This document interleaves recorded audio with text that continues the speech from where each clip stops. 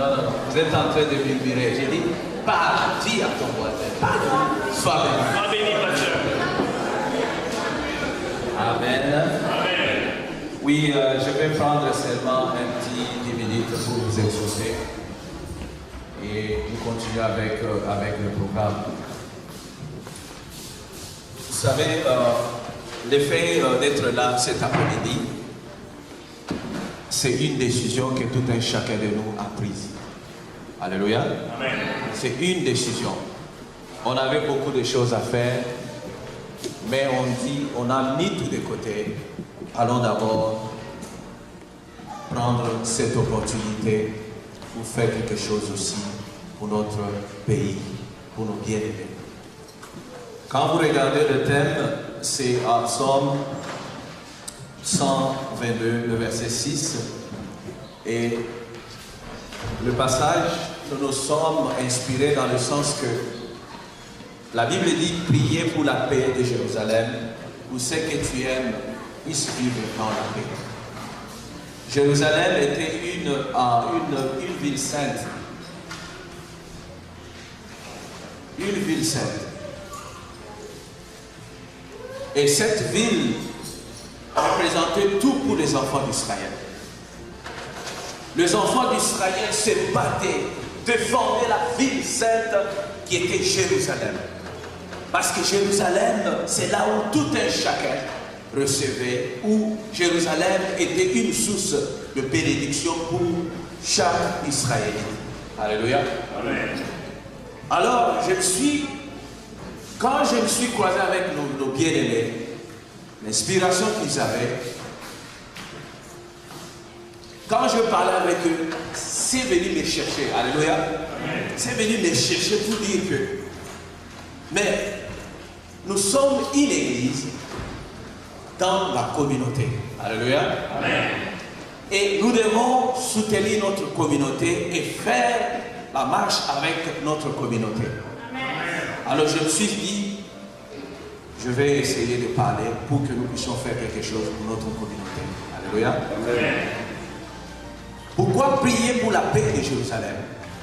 Parce que moi je crois premièrement dans la puissance de la prière. Amen. La prière, quand on prie, il y a des choses qui changent. Il y a des situations qui changent. Vous allez remarquer, même le païen, le président de la planète, le païen, quand il y a une calamité ou une situation difficile, on lui pose la question, il dit, je ne sais pas, mais ce qui reste, il faut prier.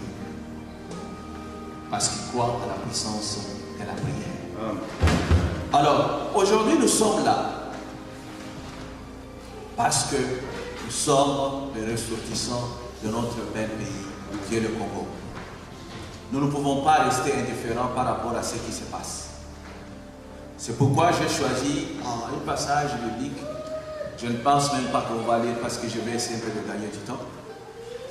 C'est l'histoire de Naomi et de Ruth. La Bible dit ceci, si vous pouvez vérifier.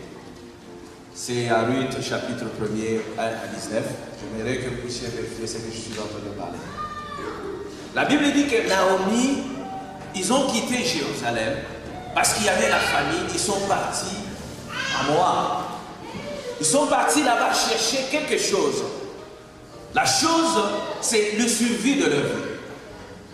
Nous tous ici, nous avions quitté notre pays. Nous sommes ici parce que nous voulons avoir le meilleur de notre vie.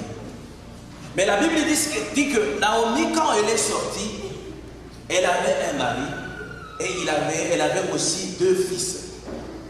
Quand ils sont arrivés dans le pays là où ils sont partis, ces 2 fils se sont mariés avec des Moabites. Alléluia. Et la Bible dit ceci. Après un certain moment, après 10 ans, Naomi a perdu son mari. Après quelques temps, elle a perdu ses 2 fils.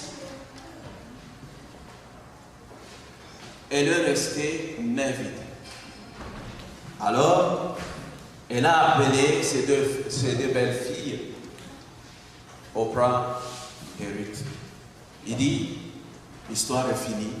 Vous étiez attachés avec moi parce que j'avais des enfants. mais ses enfants ne sont plus. Que chacun rentre chez soi. Alors ils ont insisté et Naomi dit, mais regarde, je suis vieille, même si je pourrais tomber enceinte aujourd'hui, est-ce que vous allez passer tout le temps d'attendre que cet enfant puisse grandir et que vous puissiez encore vous marier? Il est temps que vous puissiez rentrer chez vous, aller peut-être trouver une autre personne qui peut vous marier. Alors ils ont pleuré ensemble. Oprah est partie rentrer chez elle. Mais Ruth est restée attachée à Naomi. Alors Naomi dit, regarde, ton amie, elle est partie, mais pourquoi toi tu insistes de rester avec moi? Ruth dit, où tu serais, je serai. Où tu iras, j'irai. Ton Dieu sera mon Dieu, ton peuple sera mon peuple, ton pays sera mon pays. Alléluia. Amen. Ici, j'aimerais que tout un chacun de nous puisse s'imaginer. Nous avons deux images, Oprah et Ruth. J'aimerais que tout un chacun de nous, après avoir quitté ces lieux, que vous puissiez vous identifier. Est-ce que tu es Oprah ou tu es Ruth? La Bible dit que Naomi a tout donné. Il a donné son mari, elle a perdu son mari. Elle a perdu ses deux fils, elle a tout donné. Aujourd'hui, Naomi représente notre beau pays qui est le Congo. Alléluia. Le Congo a tout donné. Si tu es là parce que le Congo t'a produit. Alléluia. Le Congo a tout donné. S'il y a des intellectuels, s'il y a des docteurs, s'il y a peu n'importe qui que tu sois à ce lieu, parce que le Congo t'a tout donné et tu es devenu ce que tu es. Alléluia.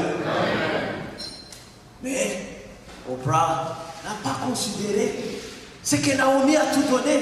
Et Oprah, elle dit, bye bye, je vais refaire ma vie. C'est exactement beaucoup de nous, quand nous venons, nous quittons nos pays, nous venons ici, nous oublions ce qui se passe là-bas. Mais nous ne pensons pas que le Congo a tout donné pour nos familles. Il a tout donné pour notre patrie. Alléluia. Mais il y a des fois, nous sommes indifférents. Quand on parle de l'affaire, on dit, ah, mais ça ne regarde pas. Il y a même le bien-aimé, il refuse qu'on les connaisse qui sont des Congolais. Alléluia. Mais cet après-midi, je verrai que tout un chacun de nous puisse s'identifier, pas comme Oprah, mais comme Ruth. Ruth a dit, même si tu n'as pas d'enfant, mais je te suivrai parce que tu as tout donné pour moi, mais aussi je vais m'attacher à toi. Alléluia. Bien-aimé, est-ce que tu es attaché? Tu es attaché à ce beau pays? Est-ce que tu es attaché à te bien-aimé que tu as laissé derrière? Quand tu entends de nouvelles, qu'est-ce que tu sens? Est-ce que tu es indifférent ou bien il y a quelque chose qui vient te chercher? Alléluia. Amen. Oprah, elle est partie parce qu'il n'y avait plus rien à espérer. Mais Ruth, elle a dit, je te suivrai, je m'attacherai à toi. Alléluia.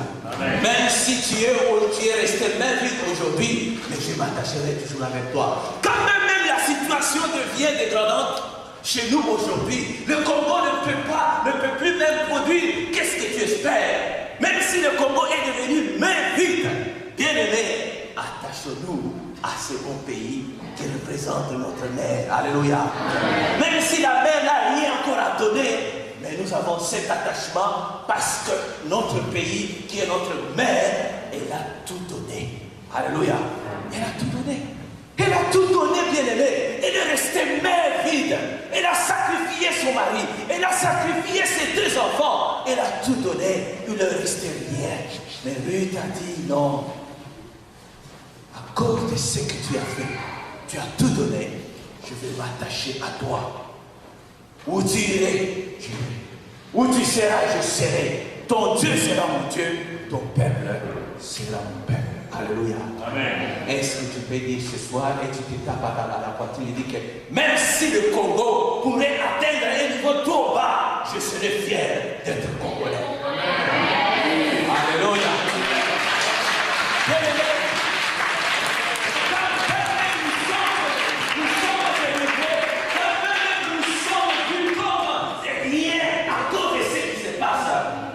Je m'attacherai toujours à un pays. Amen. Et vous savez pourquoi?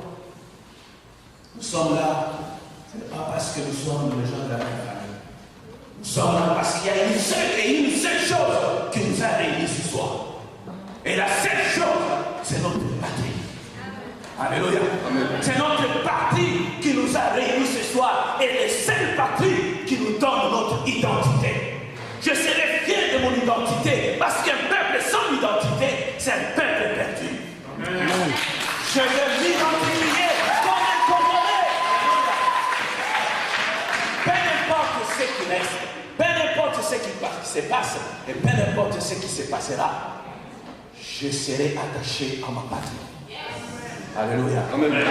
Bien-aimé, ne suivez pas parce qu'aujourd'hui, quand même tu sais que tu es Canadien, ils vont te poser la question. Tu es qui? Tu viens d'où? Tu dis je suis Canadien. Non. Là où tu viens, ta patrie, ta source. Alléluia.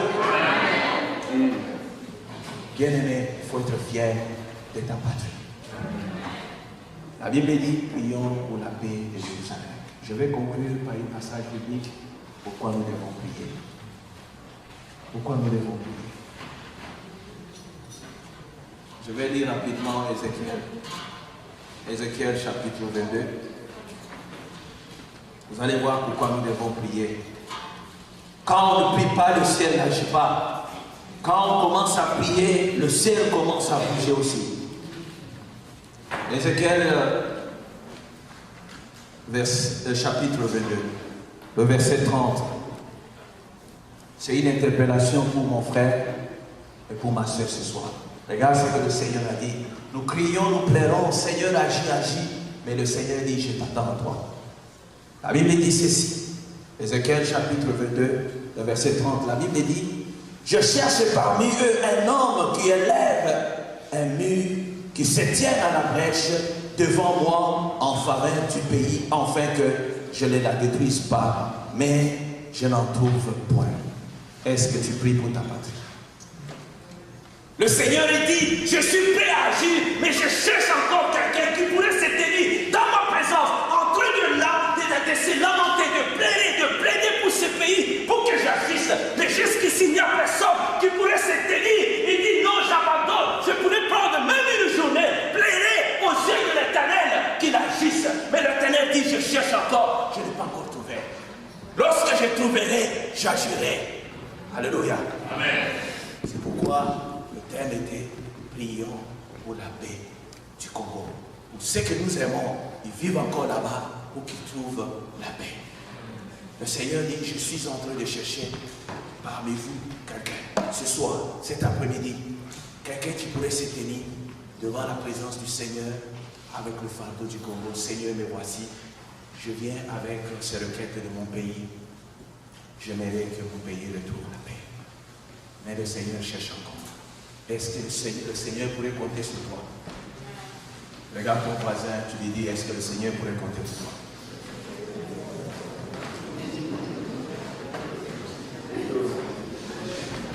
Que le Seigneur. Merci de vous joindre à nous.